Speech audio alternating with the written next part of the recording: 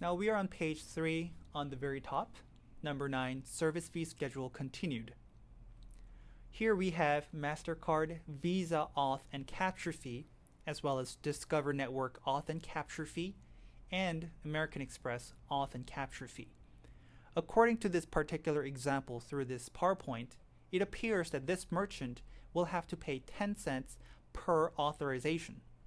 And by authorization, I mean that whenever this merchant runs a transaction over the device or over the credit card terminal, that terminal will try to communicate with the bank of the customer and see if there are enough funds in that credit card account. This is called authorization, and whether there is enough money on the account or if there is enough money on the account, this 10 cents will be incurred. In other words, even if the transaction might end up in a decline, this 10 cents per transaction fee will still be applied. Then to the right, we have the TransArmor auth fee, voice authorization fee, electronic AVS fee, voice AVS fee, and ARU fee. TransArmor auth fee, that is an additional service offered by First Data in order to encrypt the credit card data. Now, First Data is very huge on encryption and tokenization of credit card data in order to enhance data security. However, because this is an added service, it incurs additional fee.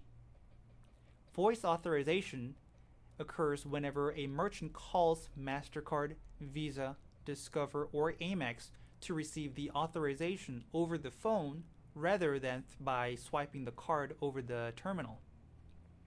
Because it involves a personal or human labor, the fee is much higher at $2 as opposed to the 10 cents authorization fee that you see on the left.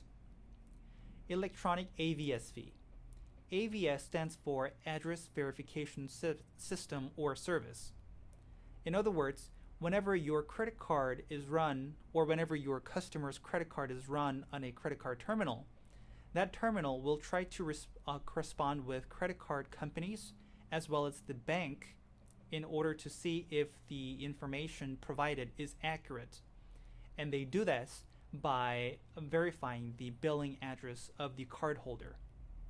Whenever the terminal corresponds with the bank to verify the billing address, in this case, 5 cents is incurred. Voice AVS fee.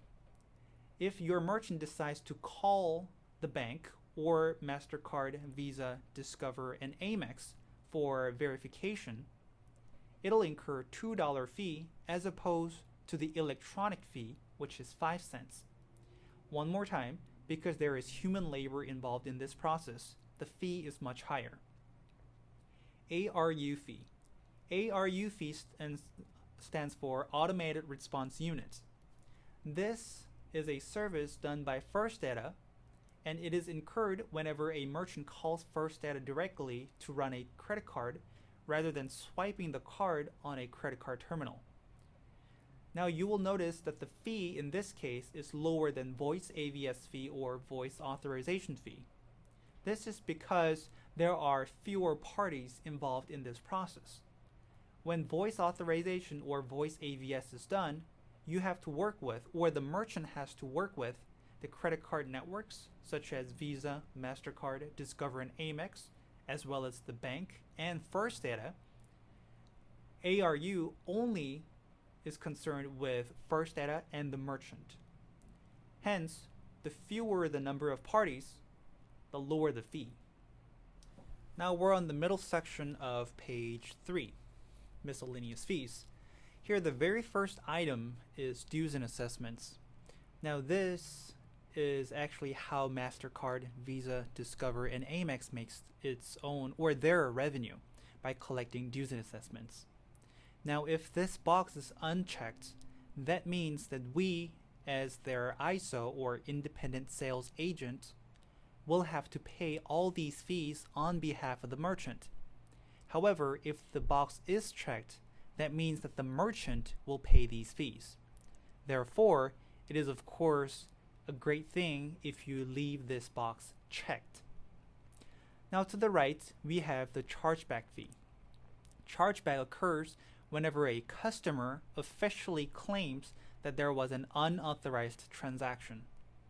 For instance, let's say I go to a clothing store and then I come back after spending about $30. However, at the end of the month, I receive my credit card bill and I see that at another date I spent $100 at that location. That suggests to me that someone might have stolen my credit card information, and that was therefore an unauthorized transaction. If that is the case, I would charge a chargeback.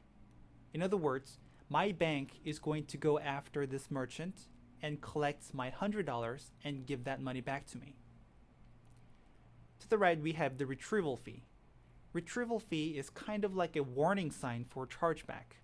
This is when a customer unofficially claims that there was an unauthorized transaction.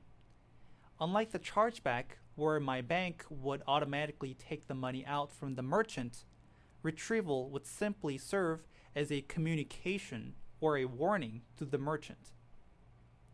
Return transaction fee. This fee is incurred whenever a transaction is refunded to the customer. For instance, let's say I go back to the clothing store because I was wrongfully charged $30 when I was supposed to be charged $20. If that is the case, I would get a return of $10, and whenever the merchant swipes my card for return, that return transaction fee would be incurred just for returning whatever money that I am entitled to back to me. Sales transaction fee. Here, we would like to go above and visit the authorization fee. I mentioned that authorization fee is incurred whenever a card is swiped or whenever the terminal tries to correspond with a bank. And that fee or that authorization fee is incurred whether there is an approval of that transaction or a decline of the transaction. Here, sales transaction fee would only be charged upon approved transactions and not on declined transactions. Batch fee. A batch occurs whenever the merchant wraps up the sales for the day and sends the total sales to the bank. In other words, at the end of the day, the merchant would like to audit and add up all the credit card sales from the terminal and send that information to the bank so that he or she may receive that funds the next day or the day after. Without having a batch, the merchant will not be able to get that money. And according to this example, every time the merchant submits a batch, it would incur 5 cents per item fee. Early termination fee. The default term of the contract of merchant account is 3 years. If the merchant decides to close the account before the end of the term, then according to this application, the merchant will be charged $90. However, if the merchant closes the account after the 3-year term, then he or she will not be entitled to charge or pay this fee. And this fee may be discretionary. In other words, if you want to charge the customer or the merchant more money, then you can certainly do that. But if you do not want to charge anything, then you will have to consult with the management. EIDS access fee. EIDS stands for Electronic Integrated Dispute System. This is an electronic or online database that can be used to monitor and to react to chargebacks and or retrievals. The merchants can use EIDS to fight a chargeback, and to do that, and because this is an added service, there would be a fee for it. Then we have EBT fees. EBT stands for Electronic Benefits Transfer. Whenever your merchant processes an EBT transaction, whether it be food stamps or cash benefits, there would be per transaction fee. Minimum monthly fee. Usually, minimum monthly fee is about $25. This means that the merchant must process a volume that would result in at least $25. If not, then we are going to go ahead and charge the rest of the fee so that we can at least retain $25 in fees. Monthly statement fee. This fee is incurred for mailing out a printed statement. While it is true that the merchant can receive statements online, by default, First Data always mails out a statement, and that statement usually costs money, roughly about $9.50 or $10.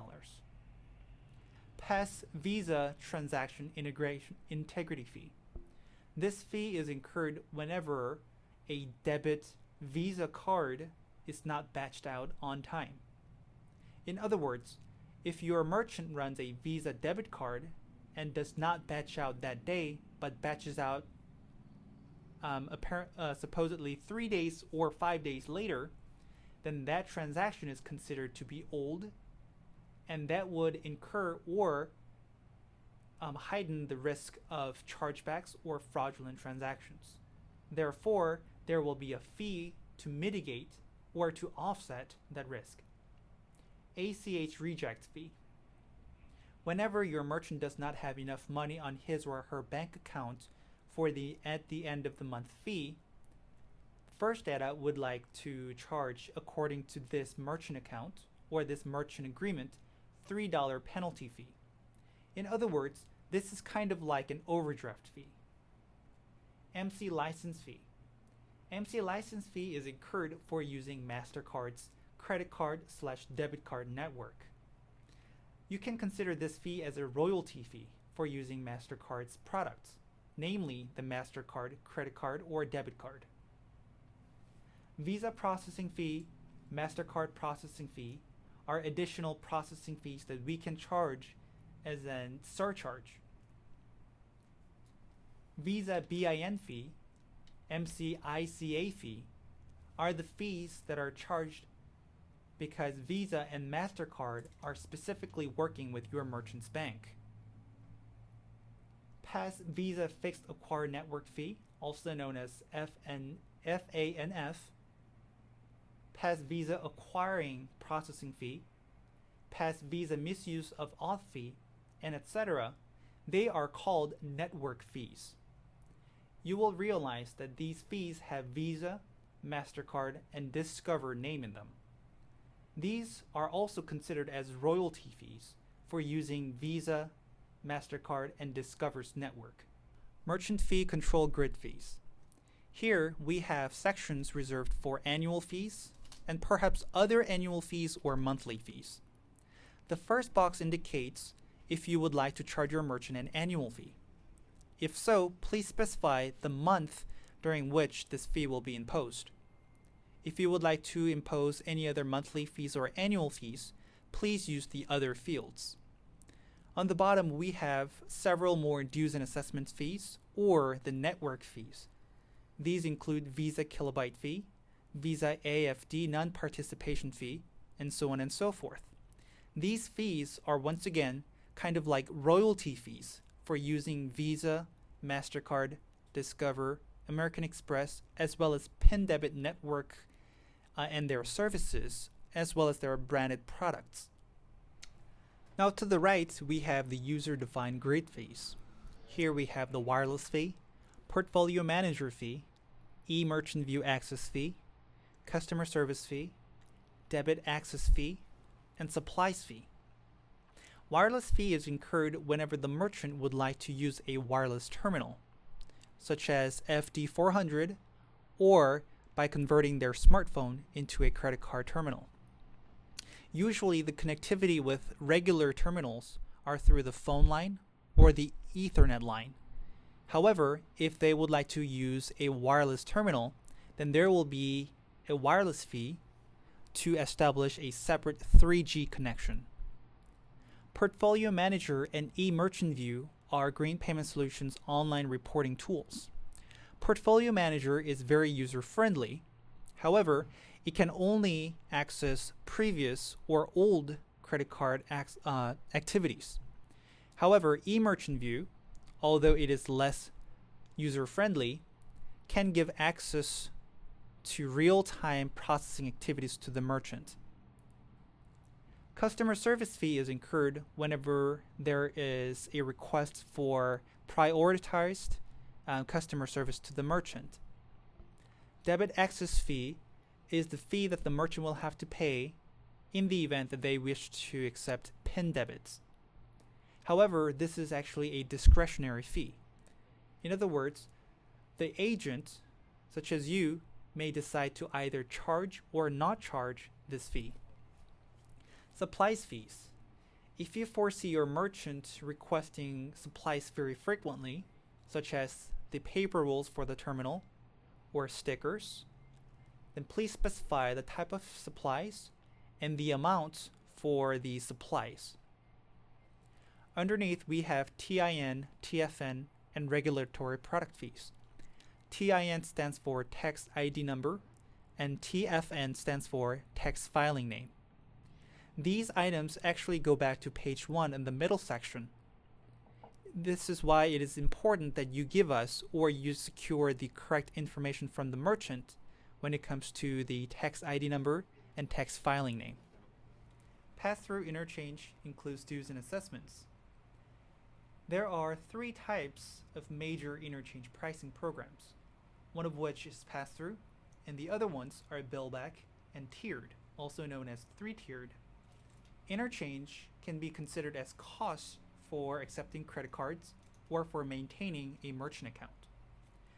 Interchange is established and implemented by MasterCard, Visa, Discover, and American Express to offset the risk of accepting a particular credit card or a particular debit card. For instance, should a credit card transaction have a high risk of chargeback or default, then the fee for accepting that particular credit card will be that much higher. On the other side, should the risk of chargeback or default be lower for accepting a particular credit card or debit card, then the fee for accepting that particular card will be that much lower. According to this example or this PowerPoint, this merchant will be charged 1.5% on top of interchange, or 1.5% on top of the cost of maintaining a merchant account. And that is the case for MasterCard, Visa, Discover, and American Express. One notable thing about American Express is that they always have their own interchange programs. Historically, Amex always had different interchange for different business types.